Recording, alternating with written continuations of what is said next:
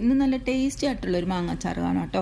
അതിന് വേണ്ടി ഞാനിവിടെ 1 കിലോ മാങ്ങ ചെറിയ കഷ്ണങ്ങളാക്കി എടുത്തു വെച്ചിട്ടുണ്ട്. ഇനി 1 കൂടം വെളുത്തുള്ളി, 2.5 സ്പൂൺ മുളക് പൊടി, 1/2 സ്പൂൺ ഉലുവ, 1 സ്പൂൺ കടുക്, 1 സ്പൂൺ മഞ്ഞൾപ്പൊടി, 1/2 സ്പൂൺ നല്ല ജീരകം, 1 സ്പൂൺ കായപ്പൊടി, 2 പച്ചമുളക്, കുറച്ച് കറിവേപ്പില, 2.5 സ്പൂൺ ഉപ്പും.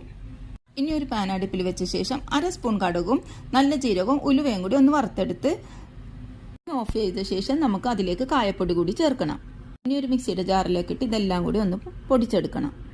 ഇനി അടുപ്പിലേക്ക് ഒരു പാൻ വെച്ച് 1 ടേബിൾ സ്പൂൺ നല്ലെണ്ണ ഒഴിച്ചു കൊടുത്ത ശേഷം കടുക് ചേർത്ത് കൊടുത്ത് അത് പൊട്ടി വരുമ്പോൾ കറിവേപ്പിലയും വെളുത്തുള്ളിയും പച്ചമുളകും കൂടി ചേർത്ത് കൊടുക്കണം.